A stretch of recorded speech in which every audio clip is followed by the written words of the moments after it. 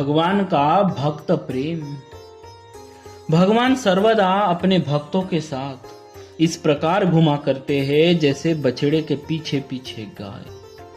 श्री हरिपाल नामक एक भगवान के भक्त अति निष्किंचन थे। उनके यहाँ भक्तगण पधारे। घर में सेवा योग्य कुछ भी नहीं था। स्वयं भगवान श्री लक्ष्मी जी को साथ ले यात्री बनकर आए और उस निष्कंचन भक्त के हाथों से लूटे। साक्षी देने के लिए भगवान वृंदावन से एक भक्त के साथ खुरदहा ग्राम को पधारे। श्री रणछोड़ राय जी द्वारका से श्री राम दास जी के घर डाकोर को आए और अपने सेवक रामदास जी के ऊपर पड़ी हथियारों की चोट को अपने शरीर पर ले लिया। राजा बलि को बांधने वाले भगवान ने अपने श्री विग्रह को कान की सोने की बाली से भी हल्का कर लिया। ये चरित्र सर्वविदित है। यहाँ इन भगवत प्रेमी भक्तों का चरित्र संक्षेप में प्रस्तुत है। निष्कंचन भक्त श्री हरिपाल जी। श्री हरिपाल जी का जन्म ब्राह्मण कुल में हुआ था। आप श्री भगवान के अकिंचन भक्त थे। संत सेवा में आपकी बड़ी प्रीति थी। प्रतिदिन आपके यहाँ साधुओं की पंगत हुआ करती थी। धीरे धीरे जब घर का सारा धन समाप्त हो गया तब आप बाजार से उधार ला कर संतों के भोजन प्रसाद की व्यवस्था करने लगे। थोड़े दिन में बाजार में भी जब हजारों रुपए का कर्जा हो गया तो वहां से भी उधार मिलना बंद हो गया। पास पड़ोस के लोग इसीलिए उधार देने से कतराते थे कि ये दिन भर तो साधु सेवा करते हैं, कुछ काम धंधा तो करते नहीं, फिर वापस कहां से करेंगे। संत सेवा के लिए जब कहीं से भी धन व्यवस्था न हो सकी तो ये अत्यंत दुखी रहने लगे। ये सदैव यही सोचते कि धन की व्यवस्था का क्या उपाय किया जाए जिससे संत सेवा निर्बाध होती रहे।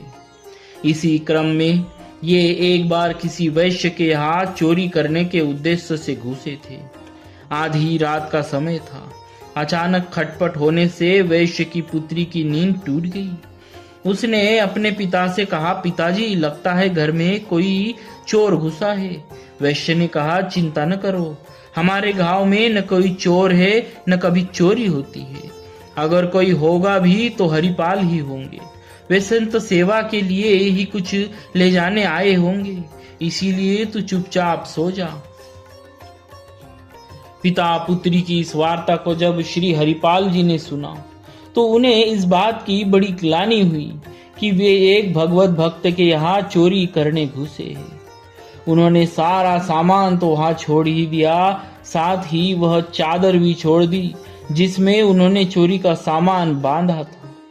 इस घटना के बाद उन्होंने चोरी करना भी छोड़ दिया, क्योंकि इसमें इस बात का भय था कि कहीं गलती से किसी भक्त के यहाँ चोरी हो जाए और अपराध बन जाए।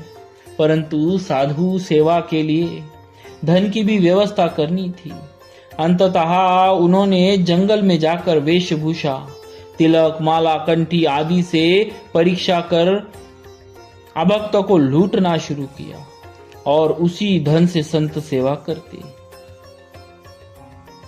एक दिन द्वार पर बड़ी सी संत मंडली आ पहुंची। इन्होंने पत्नी से कहा, देवी आज हमारे बड़े भाग्य है जो इतने संत घर पर आए हैं। तुम इनके लिए भोजन का कुछ उपाय करो। पत्नी ने कहा, स्वामी घर में तो एक दाना नहीं है, मैं क्या इंतजाम करूं। हरिपाल जी ने कहा, कहीं पास पड़ोस से ही कुछ मांग लाओ। पत्नी बोली, पास पड़ोस वाले कोई कुछ नहीं देते, यहाँ तक कि मुझे देखकर ही लोग द्वार बंद कर लेते हैं। अब तो भगवान ही कोई उपाय कर सकते हैं। मैं तो यही कहूंगी कि हम दोनों बैठकर भगवान से ही प्रार्थना करें, वे ही हम लोगों की सुनेंगे। पत्नी की बात सुनकर भक्त हरिपाल कुछ क्षण के लिए उदास हो गए। फिर बोले, ठीक है, तू जैसा कहती है वैसा ही करूंगा। फिर क्या था, भक्त दंपति ने अत्यंत दीन भाव से भगवान की शरण ली और बोले, प्रभु बाहर संत मंडली खड़ी है, दीनानाथ अब लाज तुम्हारे ही हाथ है। इधर अपने निष्कंचन और संत सेवी भक्त हरिपाल को चिंतित जान द्वारकानाथ भगवान श्री कृष्ण व्याकुल हो गए। भक्त की चिंता ही भगवान की चिंता होती है और उसका निवारण करना ही उनका कार्य। भगवान ने तुरंत सेठ का रूप धारण किया, मूल्यवान वस्त्र आभूषण धारण किए और चलने को तैयार हुए। तो रुक्मिणी जी ने पूछा, प्रभु आप अचानक कहाँ चल दिए और यह क्या भेष बना रखा है? भगवान ने कहा, एक भक्त के घर जा रहा था पर तुमने टोक दिया, अब कुशल नहीं दिखती। श्री रुक्मिणी जी किंचित रोष व्यक्त करते हुए बोली, आपको तो जहाँ जाना होता है अकेले ही चल देते हैं, मुझे तो पूछते तक नहीं, और जब आज मैंने पूछा तो कह रहे हैं कि टोक दिया। भगवान ने मुस्कुराते हुए कहा, अच्छा आज तुम भी चलो, बड़ा भारी भक्त है, अतः खूब सज धज लो। देखो मैंने भी खूब सुंदर वस्त्र और मूल्यवान आभूषण धारण कर लिए। भगवान का प्रोत्साहन पाकर श्री रुक्मिणी जी ने नख से शिख तक मणि रत्न जटित आभूषणों से श्रृंगार किया और चलने के लिए तैयार हो गई। भगवान श्री द्वारकानाथ और श्री रुक्मिणी जी दोनों सेठ सेठानी बने भक्त हरिपाल के द्वार पर आए और उसने कहा, भाई हमें अमुक गांव जाना है, मार्ग में जंगल पड़ता है और मेरे पास रत्न आभूषण आदि मूल्यवान वस्तुएं हैं, सो हमें कोई पहुंचा दे तो उसे हम मजदूरी दे देंगे। भला अंधा क्या चाहे, दो आंखें। हरिपाल जी को तो मुंह मांगी मुराद ही मिल गई थी। उन्होंने कहा, मेरे दरवाजे पर संतजन बैठे हैं, इनके लिए व्यवस्था करनी है, सो आप अगर मजदूरी के पैसे पहले दे दीजिए तो मैं आपके साथ साथ चलूं। भगवान तो तैयार ही बैठे थे, उन्होंने तुरंत रुपए दे दिए। हरिपाल जी ने रुपए देकर पत्नी से कहा कि इन रुपयों से तुम संतों को बाल भोग कराओ, मैं इन्हें पहुंचाकर अभी आता हूँ। अब हरिपाल जी आगे आगे और सेठ सेठानी बने भगवान जी तथा रुक्मिणी जी पीछे। हरिपाल जी सोचते चले जा रहे थे कि सेठ के पास माल तो बहुत है, परंतु भक्त है कि नहीं, क्योंकि भक्तों को लूटना नहीं है। अतः ये बार बार पीछे मुड़कर सेठ सेठानी को देख लेते और वेश के आधार पर परीक्षा करते।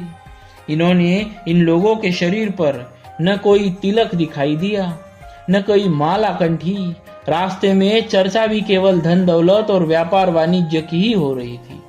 हरिपाल जी के मन में यह बात दृढ़ हो गई कि ये लोग अवैष्णव और पक्के दुनियादारी व्यक्ति ही है, अतः इन्हें लूटना अनुचित नहीं है। यह विचार कर अब निर्जन सुनसान जंगल में पहुंचे तो सेठ सेठानी के गर्दन पर भाला रख दिया और गरज कर बोली, जो भी तुम लोगों के पास हो उसे निकाल कर रख दो, नहीं तो बेमौत मारे जाओगे। तुम लोगों को मालूम नहीं मेरा नाम हरिपाल है। भगवान ने कांपते हाथों चुपचाप जल्दी जल्दी सारे आभूषण उतार दिए, आखिर वे तो आए ही इसलिए थे। इसके बाद उन्होंने रुक्मिणी जी को भी संकेत किया कि तुम भी सारे आभूषण उतार दो, नहीं तो अनावश्यक विपत्ति में पड़ जाओगी। रुक्मिणी जी को बड़ा आश्चर्य हुआ कि आज प्रभु कैसी लीला कर रहे हैं, जिसके डर से काल भी डरते हो। वे सर्वशक्तिमान प्रभु इस मर्त्य मानव से क्यों डर रहे हैं? फिर भी प्रभु की इच्छा समझ उन्होंने सारे आभूषण उतार दिए। बस एक उंगली में एक छल्ला भर रह गया, जो जल्दी में निकल नहीं रहा था। हरिपाल जी ने देखा कि सेठानी की उंगली में अभी भी एक छल्ला है, जो उससे भी संत सेवा हो सकती है। तो बड़ी निष्ठुरता पूर्वक उंगली मरोड़ कर उसे भी निकाल ही लिया। अब तो रुक्मिणी जी को बहुत क्रोध आया कि इस दुष्ट को इतने आभूषण दे दिए, फिर भी एक छल्ले के लिए इसने मेरी उंगली मरोड़ दी। वे शाप देने को उद्यत हो गई। भगवान उनके मनोभाव भगवान उनके मनोभाव जान गए और कहीं श्री रुक्मिणी जी शाप ही न दे दे, यह सोचकर तुरंत अपने असली रूप में प्रकट हो गए और भक्त हरिपाल को अपने वक्षस्थल से चिपटा लिया। मानो प्रभु ने इस प्रकार श्री रुक्मिणी जी को यह बता दिया हो कि इसे शाप न दो, अन्यथा इस शाप भी मैं भी अपने सर ले लूंगा। मानो प्रभु ने इस प्रकार श्री रुक्मिणी जी को यह बता दिया हो कि इसे शाप न दो, अन्यथा इसका शाप भी मैं अपने ही ऊपर ले लूंगा।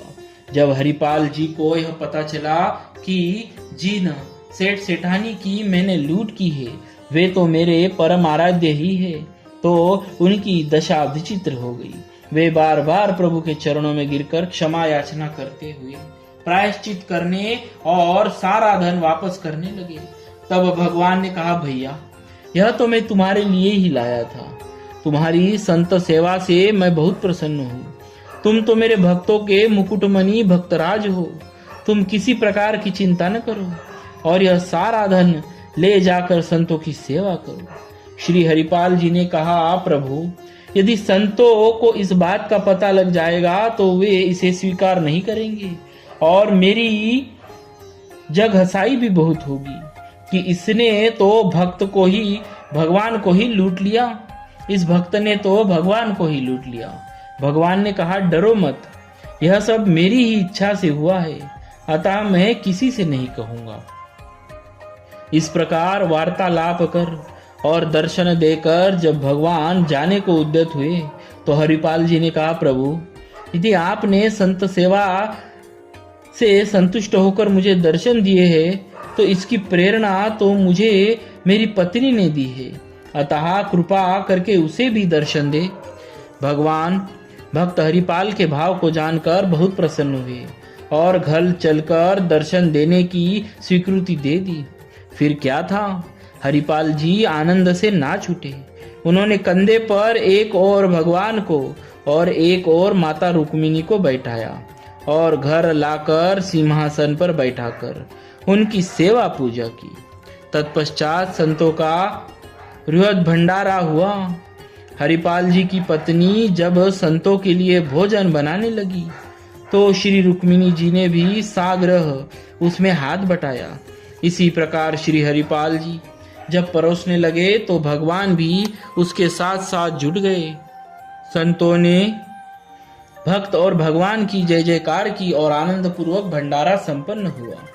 इस प्रकार श्री भगवान अपने भक्तों से उसी प्रकार स्नेह करते हैं जैसे गौ माता अपने बछड़े से करती है। जैसे पायपान करते समय वत्स स्तनों पर प्रहार करता है तो भी गौ माता उसे दूध देती है, वैसे ही भक्त द्वारा दिए गए कष्ट को ध्यान रखकर भगवान सिर्फ उसके भाव को ही देखते हैं।